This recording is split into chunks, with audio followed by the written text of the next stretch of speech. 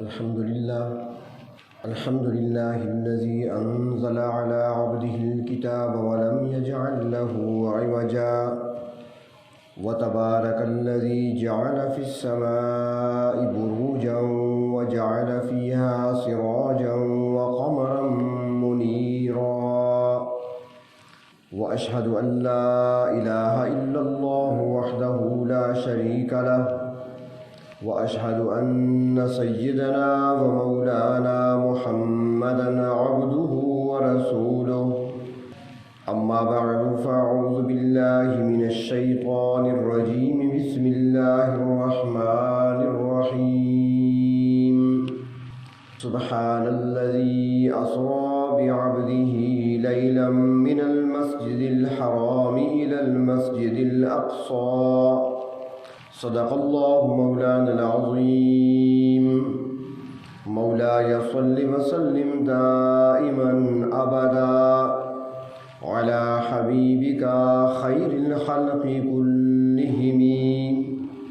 قابل احترام بزرگ و عزیز دوستو، گزشتہ جمعہ معراج سے متعلق کچھ باتیں آپ کے گوش گزار کی تھیں. صرف قصہ سنانا، کہانی سنانا، واقعہ سنانا مقصود نہیں ہے. یہ واقعات بارہا سنے جا چکے ہیں. صرف وہ گوشے بیان کیے جاتے ہیں جن میں سے کچھ عملی پہلو نکلتا ہے اور یا پھر جن پر اعتراض کیا جاتا ہے ان اعتراضات کا جواب دینے کے لیے جہاں پہ ضرورت ہوتی ہے اسی کو عرض کر دیا جاتا ہے. جیسا کہ پہلے عرض کیا تھا کہ نبی اکرم صلی اللہ علیہ وسلم کو معراج کرانا اور آپ کا اپنے جسم مبارک سمیت زمین سے آسمانوں تک اور پھر آسمانوں سے عرش تک جانا، یہ آپ کا ایک عظیم معجزہ ہے جو اللہ رب العزت نے آپ کو عطا فرمایا. انسانی عقل کی وہاں تک رسائی نہیں ہے جہاں تک آپ صلی اللہ علیہ وسلم کو اللہ رب العزت نے پہنچایا. مگر کچھ لوگ جو ہر بات کو عقل کے ترازو پہ تولنا چاہتے ہیں وہ اس بات کا انکار کر دیتے ہیں کہ ایسا نہیں ہو سکتا. اگر غور سے دیکھا جائے تو پتہ چلتا ہے کہ واقع معراج سے متعلق تین قسم کے لوگ سامنے آتے ہیں.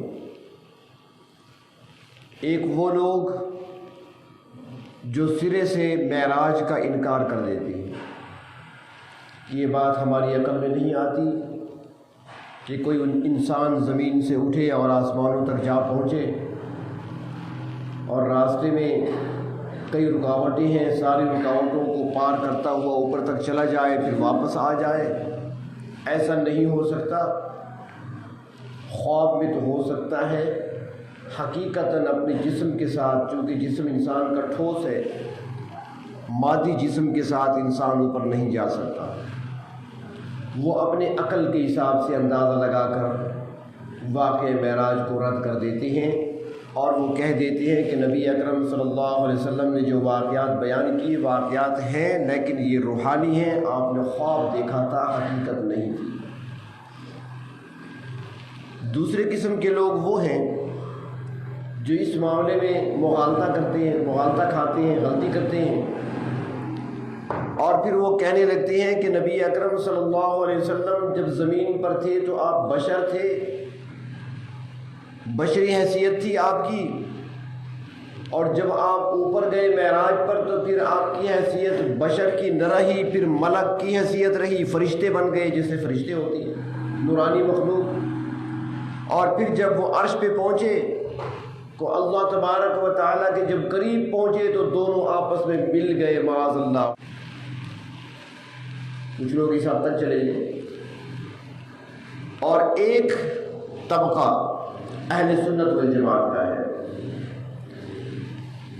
چاہے وہ امام شافعی کے پیروکار ہوں، چاہے وہ احمد بن حنبل کے پیروکار ہوں، چاہے امام مالک کے پیروکار ہوں اور چاہے امام اعظم ابو حنیفہ رحمۃ اللہ علیہ کے پیروکار، یہ سارے اہل سنت ہی ہیں۔ ان کا اس بارے میں عقیدہ یہ ہے کہ نبی اکرم صلی اللہ علیہ وسلم کو اللہ تبارک و تعالیٰ نے معراج کرائی، جسم مبارک سمیت مسجد حرام سے مسجد اقصیٰ تک لے گئے، پھر مسجد اقصیٰ سے آسمانوں تک اور پھر آسمانوں سے عرش معلیٰ تک آپ گئے ہیں، اور لے جانے والی ذات اللہ رب العزت کی ہے۔ اللہ تبارک و تعالیٰ اسباب کے محتاج نہیں ہے، اللہ تعالیٰ ہر قسم کی کمزوری سے پاک ہے، وہ جو چاہیں کر سکتے ہیں۔ تو اللہ رب العزت لے گئے اپنے محبوب صلی اللہ علیہ وسلم کو، مقام ملا، مرتبہ ملا، بلندیاں ملی، شان عظمت ملی، لیکن عرش پر پہنچنے کے باوجود رب ہی رہا اور آپ عبد ہی رہے۔ وہاں پر بھی عبدیت آپ کی قائم رہی، آپ بندے ہی رہے۔ یہ اہل سنت والجماعت کا عقیدہ ہے، کیونکہ اللہ تبارک و تعالیٰ کر سکتے ہیں بہت کچھ، ہم نے پروردگار عالم کو پہچانا ہی نہیں ہے۔ رب تعالیٰ تو یہی شکوہ کرتے ہیں، وما قدر اللہ حق قدرہ، اپنے رب کو پہچانا ہی نہیں ہے ہم نے۔ جس خالق نے ہمارا وجود بنایا، کیا یہ باتیں عقل میں آنے والی ہیں؟ جو ہمارے جسم کے اندر مشینری اللہ نے فٹ کی ہے، ہمارے جسم کے اندر جو نظام چل رہا ہے ہمارے جسم کا، اور اس کے اندر جو پیچیدگیاں اللہ نے رکھی ہیں، کیا ہم اس کو سمجھ سکتے ہیں؟ ہماری عقل تسلیم کر سکتی ہے اسے؟ یہ بھی جو عقل کے خلاف ہے، اس کا بھی انکار کر دو پھر۔ مثال کے طور پر رات ایک جلسے میں عرض کر رہا تھا کہ اللہ رب العزت نے ہمیں زبان عطا فرمائی ہے۔ زبان کبھی تنہائی میں بیٹھ کر سوچ لیا کریں، قرآن حکیم ہمیں بار بار دعوت دیتا ہے، اور اللہ تبارک و تعالیٰ بھی قرآن حکیم میں فرماتے ہیں کہ اگر باہر کی دنیا سے، باہر کی چیزوں کو دیکھ کر، پھیلی ہوئی کائنات میں میری کاریگری کو دیکھ کر تمہیں میری خدائی سمجھ میں نہیں آ رہی، میری معرفت کو نہیں سمجھ سکتے، تو پھر وفی انفسکم افلا تبصرون، اپنے وجود کو دیکھ لو، تمہارے اندر میں نے کتنی چیزیں رکھی ہیں، اپنے وجود کو۔ اب ایک زبان ہے جس سے ہم بولتے ہیں، میں بول رہا ہوں زبان کے ذریعے سے، اس زبان میں اللہ نے کیا کچھ رکھا ہے؟ فرماتے ہیں جدید تحقیق کرنے والے، ریسرچ کرنے والے جب رپورٹ دیتے ہیں، انسان کی عقل حیران رہ جاتی ہے کہ انسانی زبان میں اللہ رب العزت نے 10,000 ذائقے محفوظ کر رکھے ہیں۔ 10,000 ذائقے۔ اب سیزن ہے نا، ابھی تک تو مالٹے ہے نا، اب مالٹا لے لے بازار سے، زبان بتائے گی کہ یہ کینو ہے، زبان بتائے گی یہ فروٹر ہے، زبان بتائے گی موسمی ہے، زبان بتائے گی شکری ہے، ہر ایک کا ذائقہ الگ ہے۔ یہ ذائقے کہاں محفوظ ہے؟ اللہ نے زبان کے اندر محفوظ کر دی۔ کچھ عرصے کے بعد آم آنے والے ہیں، ہر آم کا الگ ذائقہ۔ صرف یہ نہیں کہ زبان میٹھا بتا رہی ہے کہ آپ میٹھا کھا رہے ہیں، نہیں، میٹھا نہیں، ذائقہ بتا رہی ہے۔ مٹھائی بازار سے لیں گے، زبان بتائے گی، چاہے آنکھیں کسی کی نہ بھی ہوں، زبان بتا دے گی۔ اس وقت برفی کھائی جا رہی ہے، اب حلوہ کھایا جا رہا ہے، اب گلاب جامن کھایا جا رہا ہے، یہ سارے ذائقے اس کے اندر محفوظ ہیں۔ جس رب نے چھوٹی سی زبان کے اندر 10,000 ذائقے رکھ دیے، وہ اس پر قادر ہے، تو کیا وہ اس انسان کو بلندیوں پر نہیں لے جا سکتے؟ کیا وہ اس پہ قادر نہیں ہے؟ جس پروردگار عالم نے 10,000 ذائقے زبان کے اندر رکھے ہیں، تو پھر یہ بھی تو سوچے نا کہ کم از کم اس نے ہمارے کھانے کے لیے 10,000 چیزیں بھی تو بنائی ہے نا۔ ذائقے تو تب رکھے گئے کہ اتنی چیزیں تھیں، 10,000 نعمتیں کھانے کے لیے ہمارے لیے رکھی ہیں زمین کے اندر پھیلا کر۔ تو پروردگار عالم کی قدرت کو نہیں سمجھتے، وہ دیکھتے نہیں کہ اللہ تبارک و تعالیٰ کتنی قدرت والے ہیں۔ وہ اپنی عقل کے گھوڑے دوڑاتے ہوئے کہہ دیتے ہیں کہ انسان ہو کر اوپر نہیں جا سکتا۔ اور پھر دوسری بات کہ اللہ کے محبوب نے دعویٰ تو نہیں کیا، اللہ تبارک و تعالیٰ نے تو اس لیے قرآن حکیم میں لفظ سبحان سے ہی آغاز کیا ہے، واقعہ بیان کرتے ہوئے سبحان سے آغاز کیا، تاکہ سننے والے کو پتہ چل جائے، پڑھنے والے کو پتہ چل جائے کہ دعویٰ اس کا نہیں ہے جو گیا ہے، دعویٰ اس کا ہے جو لے جا رہا ہے، اور جو لے جانے والا ہے وہ کمزور نہیں ہے، وہ ساری قدرتوں کے مالک ہیں، وہ جو چاہیں وہ کر سکتے ہیں، اور اس کے سارے کام ایسے ہیں کہ جن کا مقابلہ نہیں کیا جا سکتا۔ تو نبی اکرم صلی اللہ علیہ وسلم کو اللہ رب العزت نے جو معراج کرایا، معراج جسمانی ہے، روحانی نہیں ہے، خواب نہیں ہے، حقیقت ہے۔ اگر یہ خواب ہوتا تو مشرکین مکہ اعتراض کیوں کرتے؟ خواب تو کوئی بھی دیکھ سکتا ہے، آپ بھی دیکھ لیں کہ میں آسمانوں پہ اڑ رہا ہوں، خواب دیکھیں، کسی کو اعتراض نہیں ہوگا۔ آپ خواب دیکھیں کہ میں سمندر پہ تیر رہا تھا، کوئی انکار نہیں کرے گا، ٹھیک ہے، ہوگا۔ آپ بتائیں کسی کو میں نے خواب دیکھا ہے میں امریکہ کا سفر کر رہا تھا، کوئی اعتراض نہیں کرے گا۔ خواب میں تو ہر کوئی جاتا ہے، پھر تو اعتراض کی بات ہی نہیں۔ ابو جہل جب اعتراض کر رہا تھا اور ابو بکر کو مقام صدیقیت مل رہا تھا تو اسی بات پر مل رہا تھا کہ معراج جسمانی تھا۔ آپ نے فرمایا تھا نا اوپر، جبریل سے فرمایا تھا، جبریل میں اوپر آ گیا ہوں، بلندیوں تک وہاں پہنچا ہوں جہاں پہ کوئی نہیں آ سکا، لیکن جبریل مجھے پریشانی ہے۔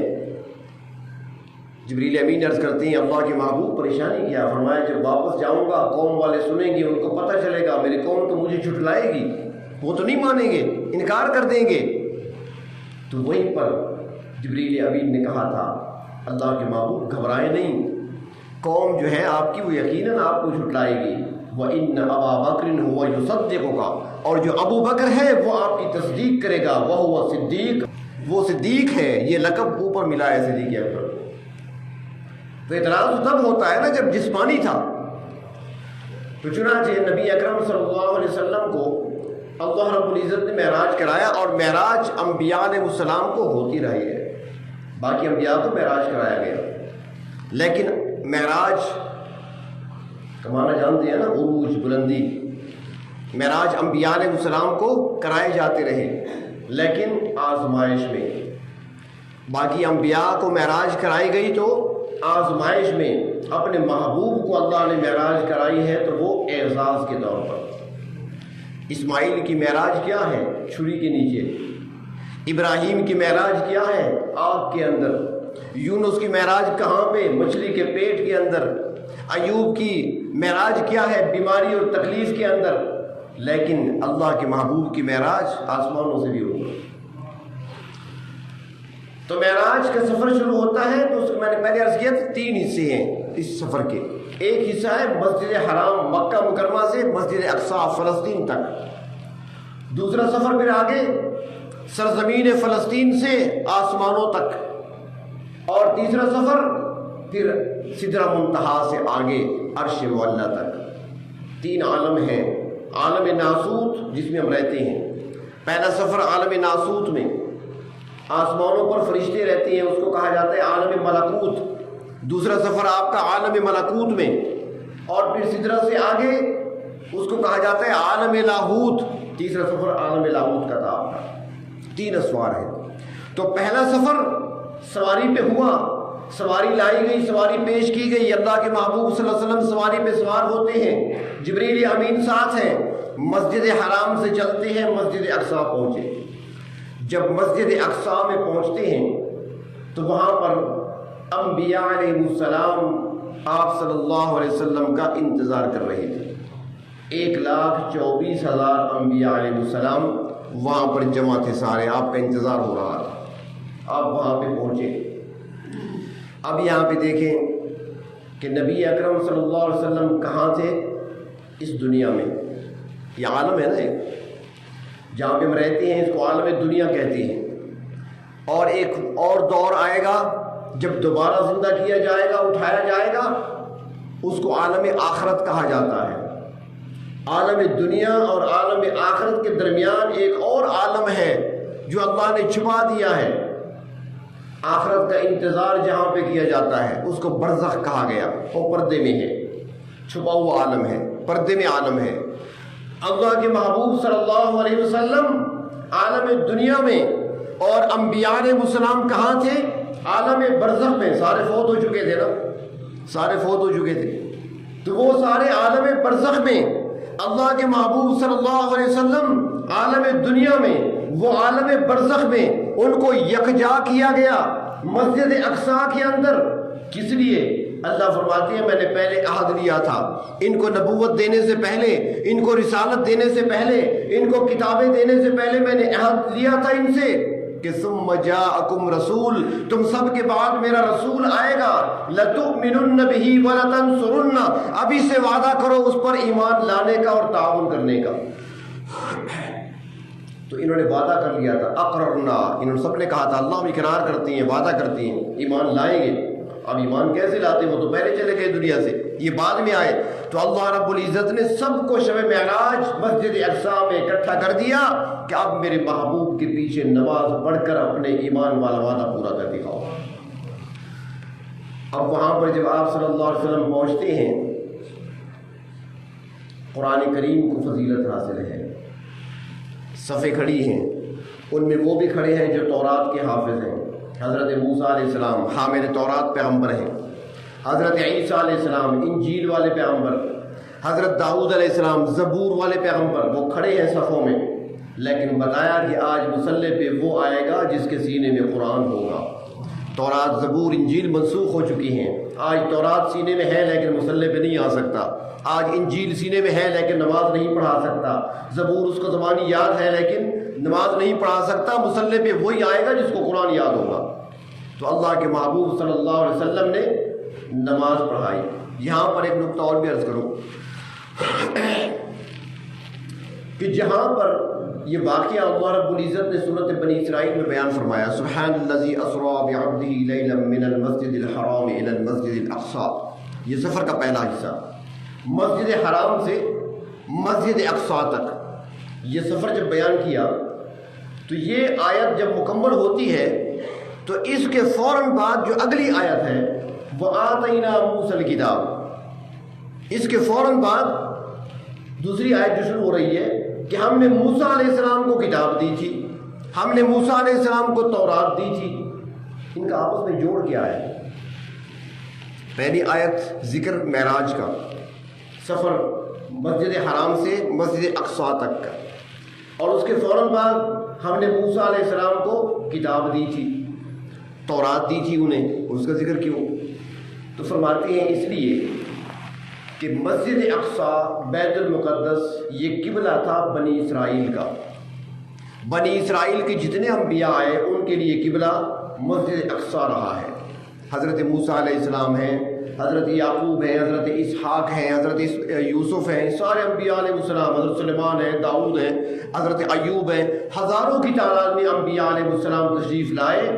بنی اسرائیل میں ان کا قبلہ مسجد اقصی رہا۔ تو اس وقت اللہ رب العزت نے بنی اسرائیل کو اقوام عالم پر برتری عطا فرمائی تھی۔ یا بنی اسرائیل اذکروا نعمتی التی انعمت علیکم وانی فضلتکم علی العالمین، اے بنی اسرائیل میرا احسان یاد کرو، میں نے تمہیں جہان والوں پر فضیلت دی تھی۔ جتنے اقوام تھی دنیا میں تمام اقوام پر بنی اسرائیل کو اللہ نے فضیلت عطا فرمائی تھی، ظاہری اسباب بھی دیے، باطنی بھی دیے، ظاہری انعامات بھی تھے، باطنی انعامات بھی دیے، روحانی اقتدار بھی ان کے سپرد کیا اور ظاہری دنیاوی اقتدار بھی ان کے حوالے، بادشاہت بھی ان کے اندر۔ سلیمان علیہ السلام بھی تو انہی میں سے ہیں بادشاہ، حضرت داؤد علیہ السلام بادشاہ تھے تو بھی انہی میں سے ہیں۔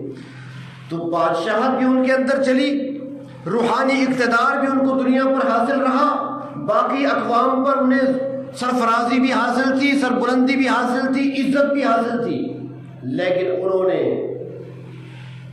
اس کا حق ادا نہیں کیا، انہوں نے ناقدری کی اللہ کی اس نعمت کی۔ جو مقام دیا گیا تھا، جو مرتبہ دیا گیا تھا ان کو، وہ ناقدری کرتے رہے، اللہ کی نافرمانی کر کے اللہ کے احکامات کو پس پش ڈال دیا، اللہ کی بھیجی ہوئی کتاب تورات کے اندر رد و بدل کر دیا، آیات کو آگے پیچھے کر دیا، اپنی مرضی کے مسائل اس میں داخل کر دیے۔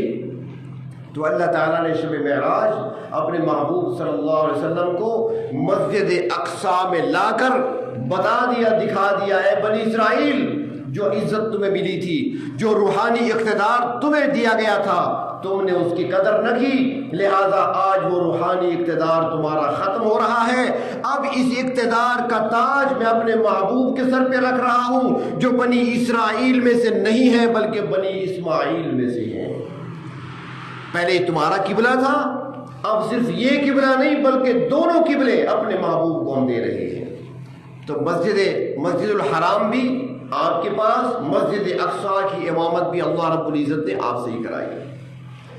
اگلا سفر شروع ہوا، آسمانوں پہ تشریف لے گئے، انبیاء علیہ السلام سے ملاقاتیں ہوتی رہیں، حضرت ابراہیم علیہ السلام سے ملاقات ہوئی، حضرت عیسیٰ علیہ السلام سے ہوئی، حضرت موسیٰ علیہ السلام سے، حضرت آدم علیہ السلام سے آسمانوں پر ملاقات ہوتی رہی۔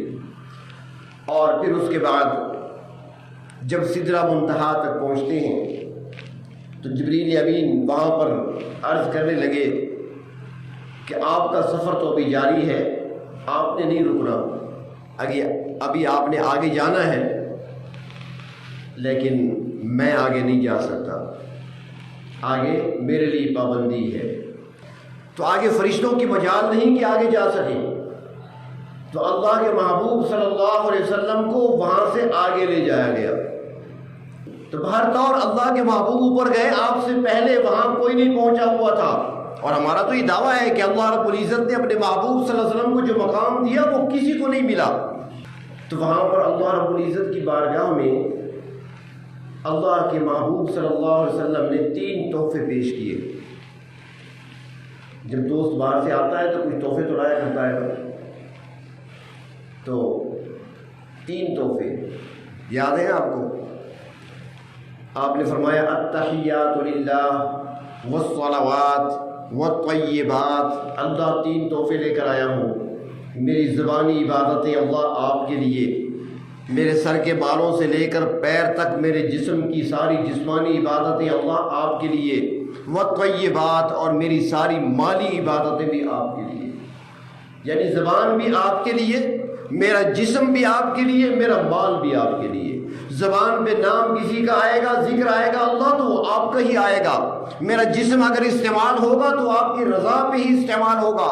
میرا مال اگر کہیں پہ خرچ ہوگا اللہ، تو وہ آپ کے راستے میں ہی خرچ ہوگا۔ مالی عبادت، بدنی عبادت اور زبانی عبادت، تینوں چیزیں پیش کر دی۔ تو اللہ رب العزت نے ان 3 کے بدلے میں جو جواب دیا وہ کیا؟ وہ بھی 3 تحفے دیے۔ 3 تحفوں کے مقابلے میں 3 تحفے فوراً نقد۔ السلام علیکہ ایھا النبی ورحمۃ اللہ وبرکاتہ، 3 چیزیں، سلامتی، رحمت اور برکت۔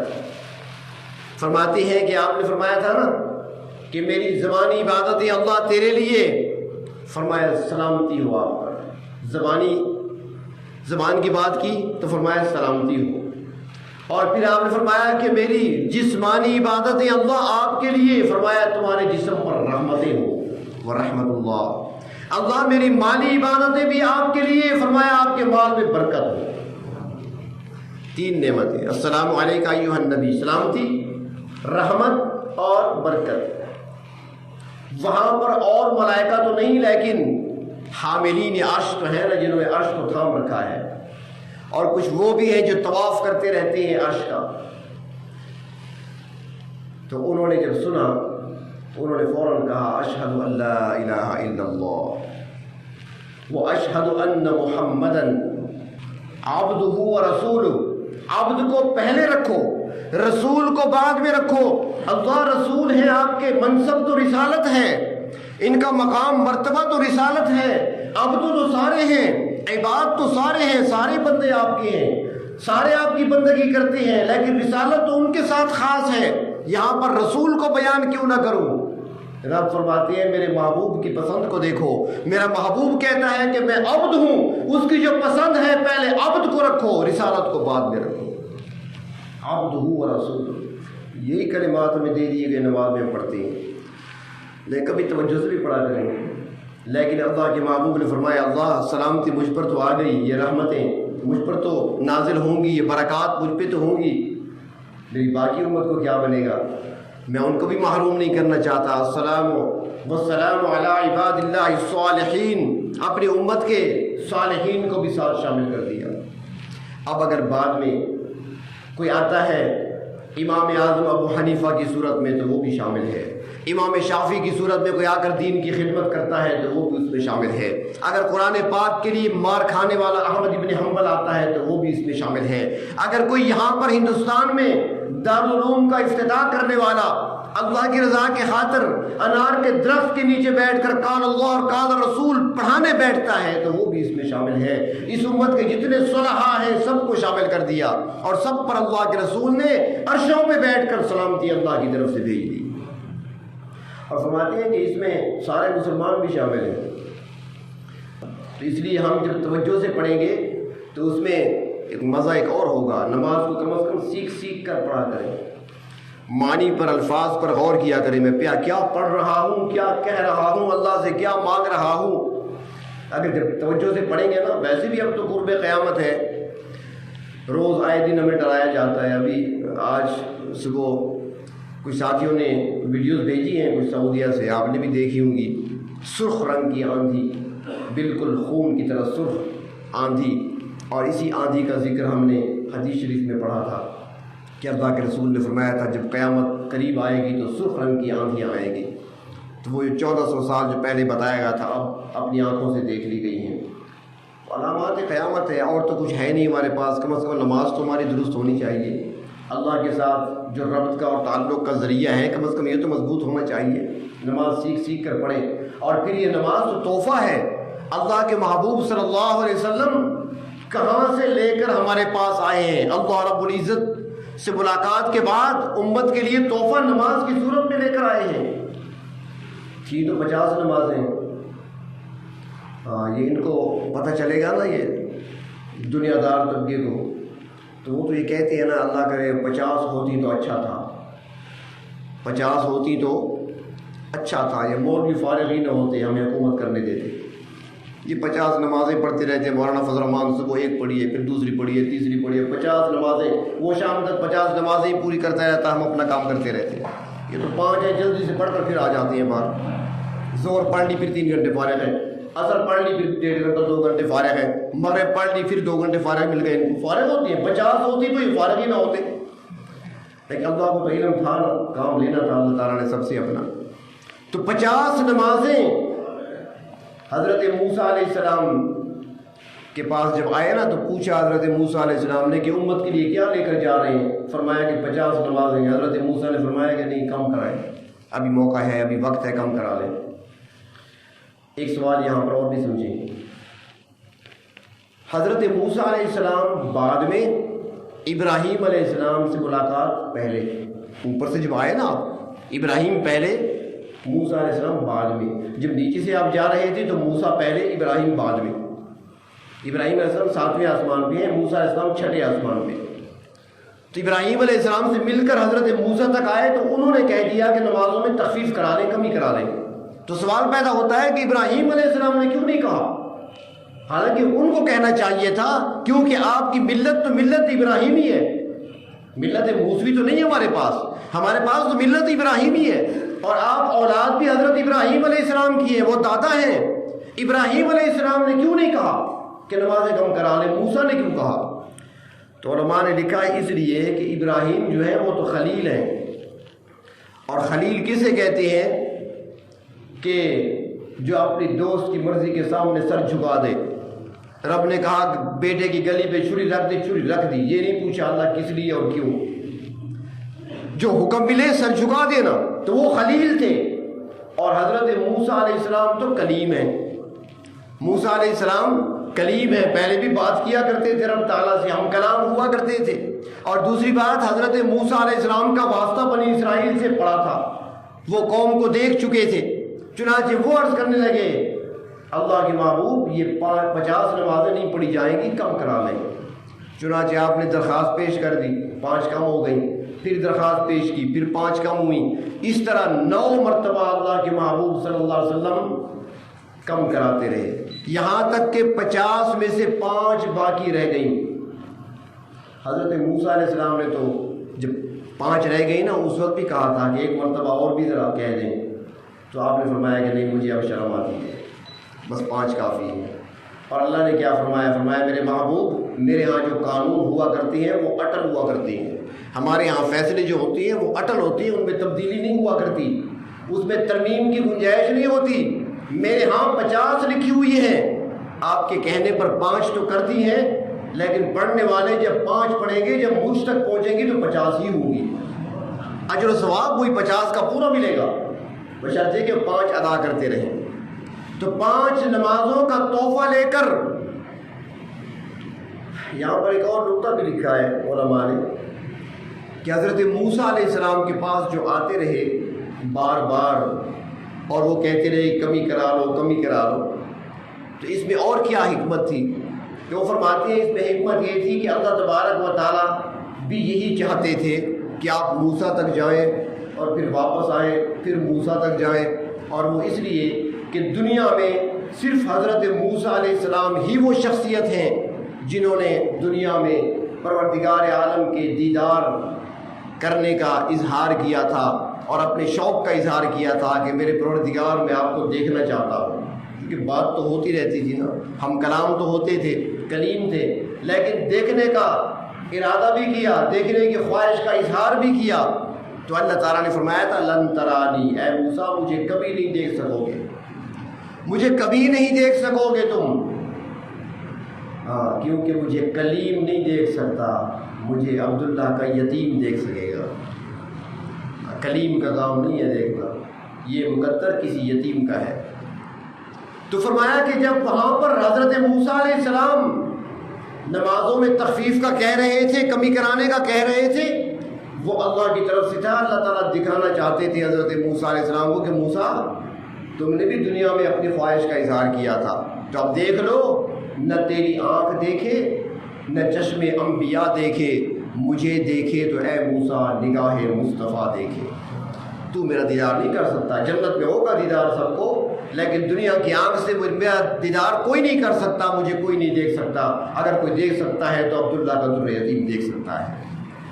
تو 5 نمازوں کا تحفہ اللہ کے محبوب صلی اللہ علیہ وسلم امت کے پاس لے کر آئے اور اسے امت کی معراج اسے قرار دیا کہ امت کی معراج ہے، اور یہی تو وجہ ہے نا کہ جب نماز کے لیے کھڑے ہوتے ہیں نا، جب تکبیر تحریمہ ہو گئی، ہاتھ باندھ لیے، اب بات کرنا، سلام کا جواب دینا، کسی کے چھینکنے پر جواب دینا، کچھ کھانا کچھ پینا کچھ نگلنا، ساری چیزیں بند ممنوع قرار دی گئی، نہ کھا سکتے ہیں نہ پی سکتے ہیں نہ بول سکتے ہیں نہ جواب دے سکتے ہیں، بس نماز ہی پڑھ رہے ہیں۔ اور پھر جب نماز مکمل ہوتی ہے تو آخر میں السلام علیکم ورحمۃ اللہ، دائیں طرف بائیں طرف، تو وہ کس لیے؟ فرمایا سلام اس لیے پھیرا جاتا ہے کہ تکبیر تحریمہ کہہ کر، اللہ اکبر کہہ کر بندہ معراج پہ گیا ہوا ہے، اب جب معراج سے واپس آتا ہے تو وہ سلام کرتا ہے۔ اب بتائیں آپ جاتے ہیں معراج پہ؟ آپ تو کہیں نہیں گئے ہوتے، آپ تو یہیں کھڑے ہوتے ہیں۔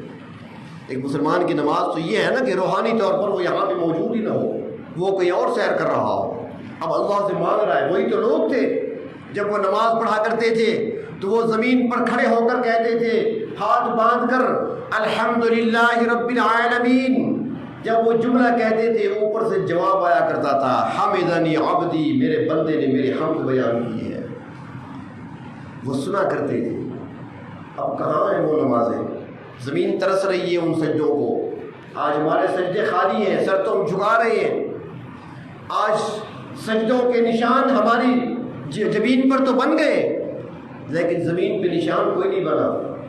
اس لیے کسی نے کہا ہے نا کہ نشان سجود تیری جبیں پہ ہوا تو کیا، نشان سجود تیری جبیں پہ ہوا تو کیا، کوئی ایسا سجدہ کر کے زمین پر نشان رہے۔ سجدہ تو ایسا ہونا چاہیے کہ زمین کو پتہ چلے۔ آج زمین ترستی ہے ان سجدوں کو، وہ قیام کرنے والے کہاں ہیں؟ آج پڑھ بھی رہے ہیں تمہیں پتہ نہیں ہوتا کیا پڑھ رہے ہوتے ہیں۔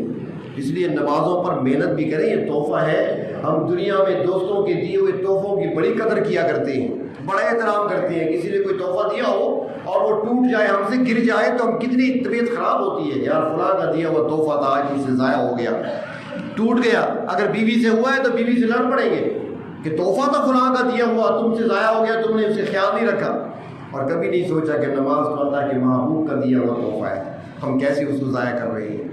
تو نماز کا تحفہ لائے۔ اور دوسرا سورۃ بقرہ کی آخری آیات، اور اس کے بارے میں فرمایا گیا کہ رات کو سونے سے پہلے پڑھ لیا کرو، تو یہ بھی ہمارے لیے تحفہ لے کر آئے ہیں۔ اور تیسرا انعام اللہ نے یہ بھی عطا فرمایا کہ جو کوئی شرک سے بچے گا اس کی مغفرت کی جائے۔ اللہ تبارک و تعالیٰ ہمیں شرک سے بھی بچائے، ایمان خالص میں نصیب فرمائے۔ اور فتن دور ہے، گمراہی ہر طرف پھیلی ہوئی ہے، اللہ تبارک و تعالی ہر گمراہی سے اور فتنے سے ہماری حفاظت فرمائے۔